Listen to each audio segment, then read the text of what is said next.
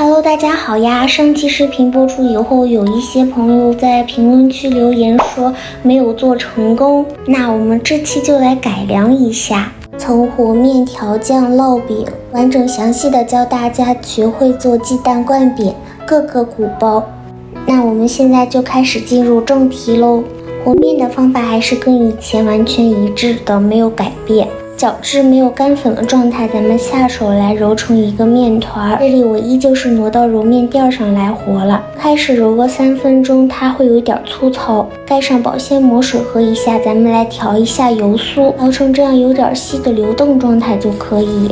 麵大概醒個7、8分鐘，我們再來揉1分鐘。這是第2次揉好的樣子，我們給它搓成長條，下成等量大小的劑子。這裡我一共是分了6個。上一期到這一步已經開始以油養面了，那這次我們是直接給它包好油酥，醒1次就可以。包好的麵團給它擀開，均勻的塗抹上油酥，注意不要塗到邊緣的一圈哦。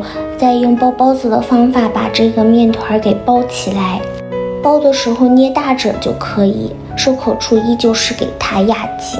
這樣的話可以防止油酥漏出來，再給它整整形，就可以放在一邊了。考慮到好多小夥伴不會包包子，那我們還有第2種方法，用刀任意切一下，由最後收尾處這裡不要塗油酥，它捲過來。收口處這裡也很簡單，我們只是給它像視頻裡這樣捏緊就可以了。屁股這個位置也是，都捏好以後也是給它稍微整形，放在一旁備用就可以。全部包好以後，我們準備一個盤，把包好的放進來，表面再噴油，蓋上保鮮膜，醒着就可以啦。這個可以提前1晚做好，放進冰箱冷藏。接下來準備配菜。前幾天我發現其實可以不用焯水的，如果土豆絲撒得足夠細的話，不會出很多澱粉。油熱之後直接加入土豆絲和胡蘿蔔絲，加入一點點鹽和味精，翻炒至你喜歡的狀態就可以盛出備用了。再炒一下醬，炒醬的過程一定要注意全程最小火，大概炒個1分鐘，炒出香味以後倒入半碗水澱粉，調至大火攪至鼓小泡就可以盛出放涼備用。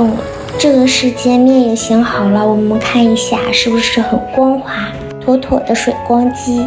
我們給它上下左右擀開，擀到底的時候不要太用力，不要把餅壓破了。平底鍋表面噴油，把餅挪過來，表面再次噴油，撈至變色以後就可以給它翻面了。